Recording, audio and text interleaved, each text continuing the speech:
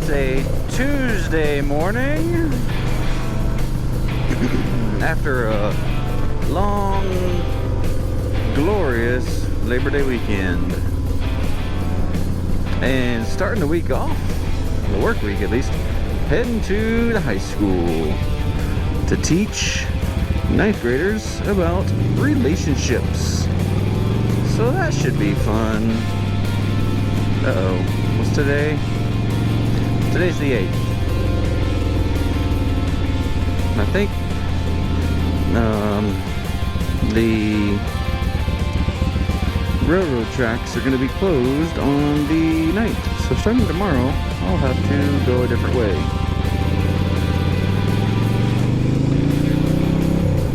That'll be interesting.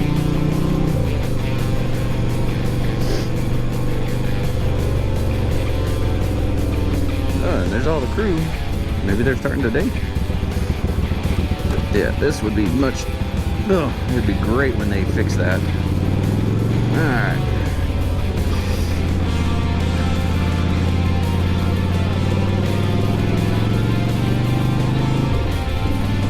Lots of trucks.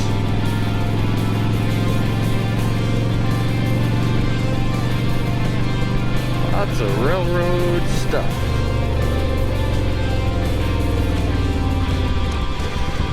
So, this Saturday we went to the beach, St. Simon's Island. My parents came down, and my mom loves the beach, but they live close to Atlanta, so they don't really get to go to the beach that much.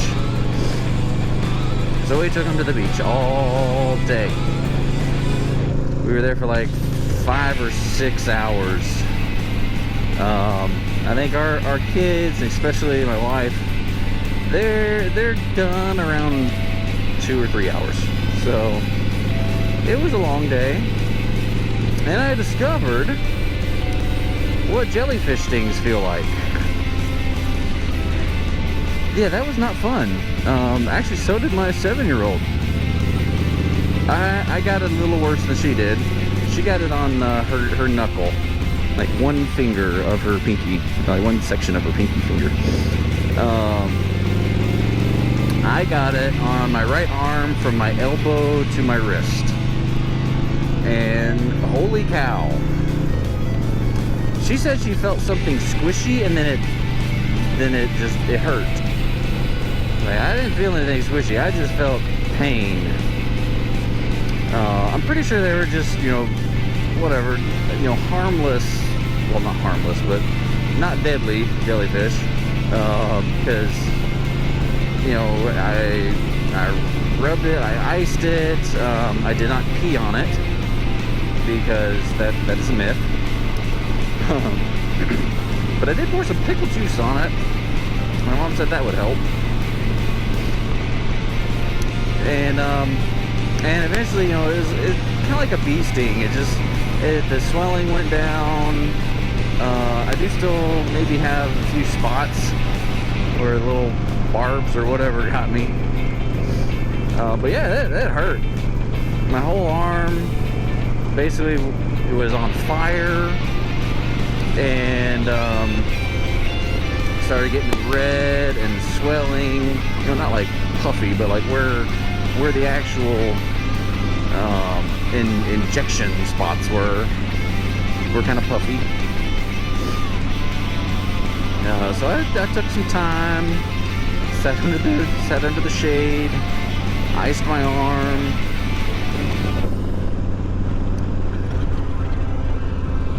So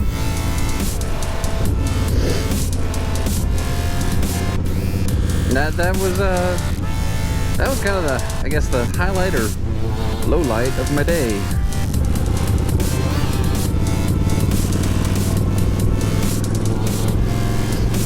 Other than that, the day at the beach was good. It was, it was good. We went out, pretty much played with my older two, Gwen and Alex, the whole time. Went out, they had their boogie boards, surfing the waves. When the tide was way out, because we got there at high tide, and we left at kind of low tide. When it was all the way out, there were, I mean, tiny waves. There were times when there were no waves, and so I was like, oh, this is great. And I had Anna with me too.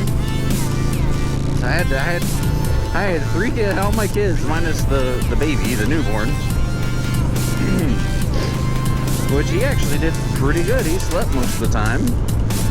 Somehow he did get sunburned though. We had him in the shade, or my wife had him in a carrier the entire time, and he still got sunburned. I guess, I don't know if it's maybe the reflection off the sand, I guess. But yeah, the poor little thing got his first sunburn at 2 months old.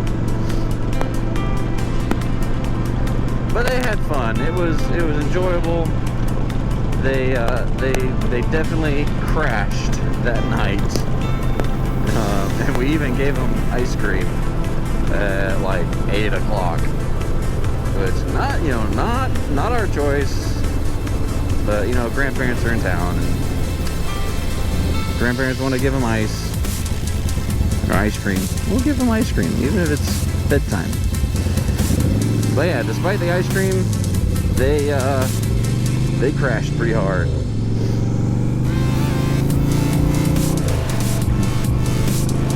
So then yesterday, they went home. Well, in the morning, my wife and I went to Lowe's. It's about a 30-minute drive, and we had it in our minds that we were just gonna pick up some kitchen cabinets, because I did some kitchen demolition earlier in the week.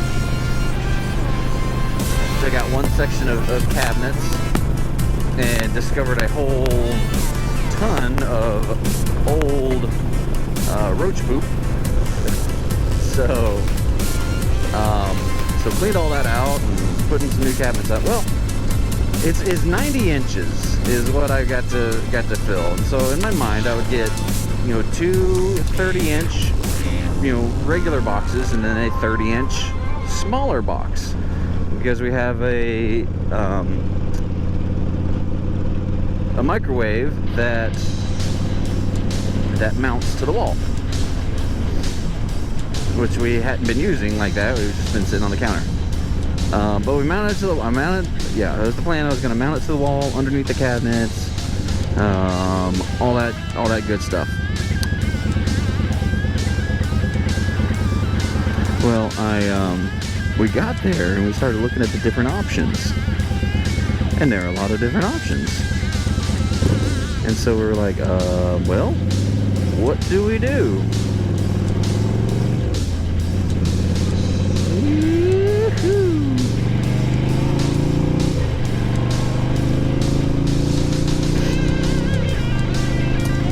So we started comparing these two. Basically, there's the stock on the shelf, unfinished ones, wood door, but all the rest was just press board. And that was the cheaper option. There's a slightly more expensive option of just in stock on the shelf cabinets. They were white, and they looked like they were a little better quality, finished all the way around, but they didn't really, when we started kind of pushing them and manipulating them a little bit, they really didn't feel that different. And so I started really looking around the little display model they had. Finally could look underneath, and it's press board. So I was like, well, what the heck? So we started talking, well, I mean, we're eventually going to redo the whole kitchen, because our kitchen is, straight up retro 60s, mustard yellow and orange bamboo, and yeah, it would have been a horrendous kitchen back in the day, but they probably loved it. But it was definitely interesting. So like, well, maybe could we just do shelves for now. That way we don't have to buy cabinets, mount them, and then take them back down when we're gonna redo the whole kitchen, because we want to put something a little higher quality. At least have plywood, not press board. So we're like, all right, well maybe that's an option. Then we saw some discounted stuff. I guess it was from a custom build, and they returned a cabinet. So originally it was like $220. It was marked down to $50. I'm like, hey, sweet. So maybe I said, all right, so how about we get one cabinet for the spices, because my wife has a ton of spices, and then we'll have shelves for the other stuff, like our knives, and we have like 2 knife blocks and some different things that can clear up some counter space. I'm like, okay, that might work. I'm like, sweet, maybe let's do that. So got the cabinet, got some wood and stuff for shelves. In all, it was like $140. When if we were to do cabinets, it would cost well over $300 just for a 90-inch section. So I mean, I think we did the right thing. Yesterday afternoon, I mounted the microwave, and then I discovered it needed support from the top too. It's got a wall bracket, but the wall bracket is still kind of tilts. So it needed a cabinet above it. I was like, well, shoot. Hey, what if I just use the shelf? I'll mount the shelf to go above the microwave. And then, hey, Mr. Semi. And then I'll just secure it to the shelf. So I did that. I've still got to do some finishing touches and stuff, but got to get some little screws to screw the shelf brackets to the shelf itself. But other than that, I mean, it went pretty well. I did hurt my shoulder lifting that massive microwave, but it got done. So our kitchen remodel has started. We've got a new roof. We paid off our air conditioning unit that we had to install when we first bought the house over 4 years ago. Finally got it paid off. And we should be good. We're slowly getting there. Having a fixer-upper house is definitely not for the faint of heart. And I would not recommend it for people with young children, because yeah, it's hard. But we have this big house. It's almost 3,000 square feet, 3 bedrooms. It's got a massive formal living room, but we use that as a playroom for the kids, and they love it. They have room to run in circles and just go crazy, and they do. They go crazy.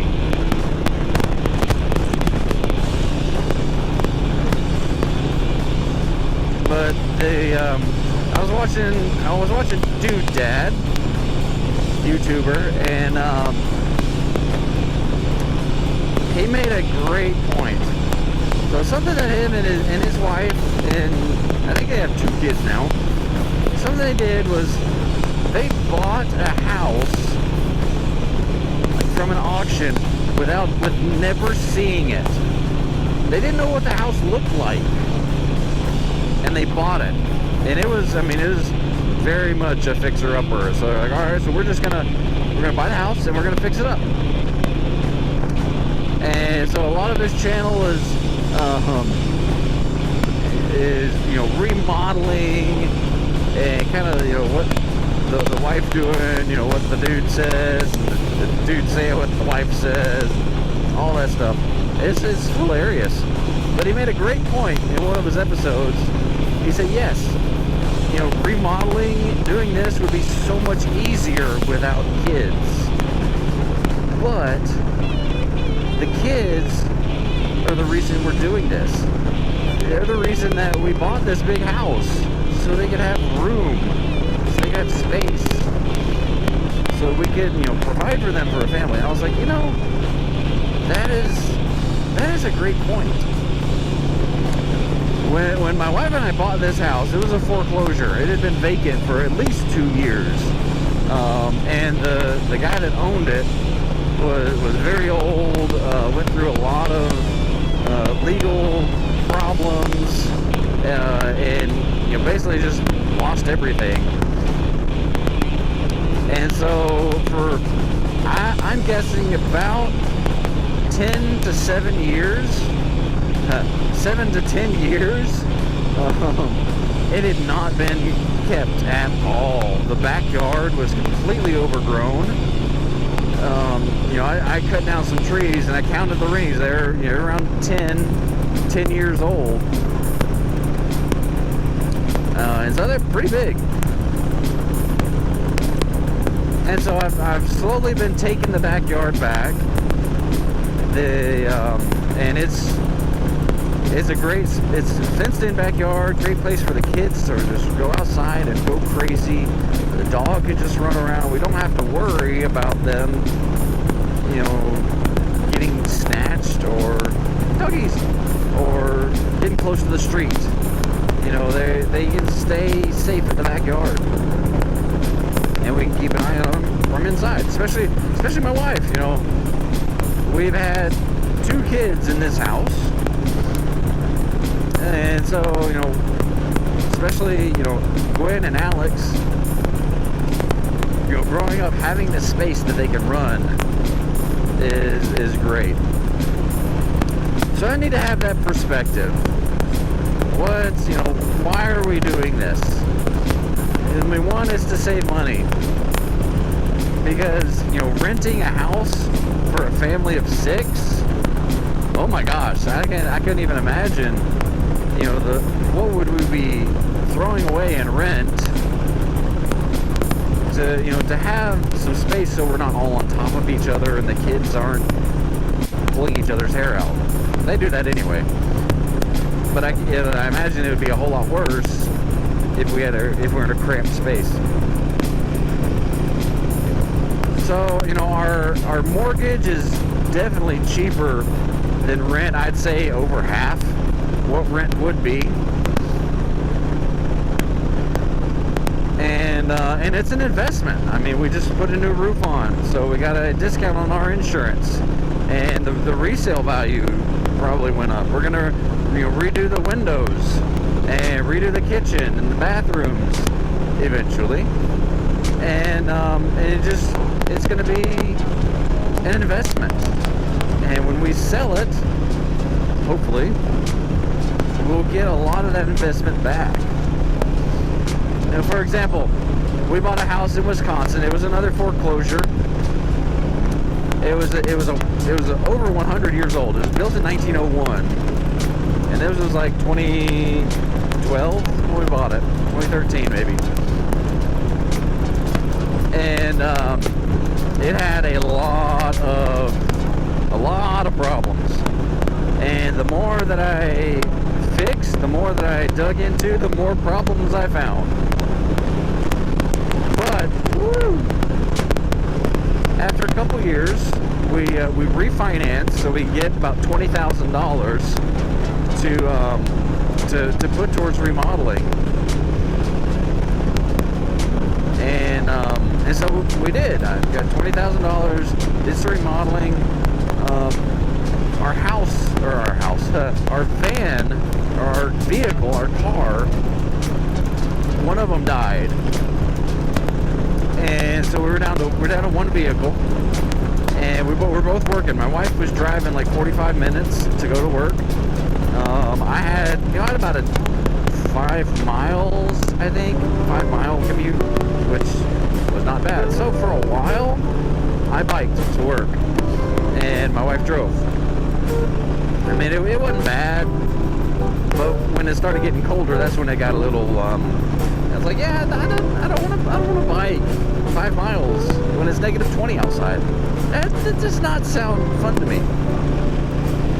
So we were able to use our refinance money to actually put down and buy a van, put cash on a van, and it was, I mean, it was like sweet.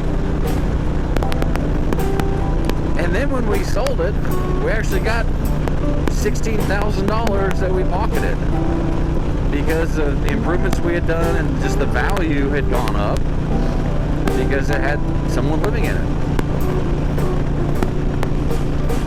So I'm hoping we can do that with this house. You know, remodel it, update it, and then when we pay, we'll actually make money. The advantage we had in Wisconsin was it was technically a duplex, so we rented out the top floor and finished attic. So we rented those out, and the rent basically covered our mortgage payment. So we lived for free for a while. So all that we made was just pocketed, and it was a pure profit. So yeah, that was great.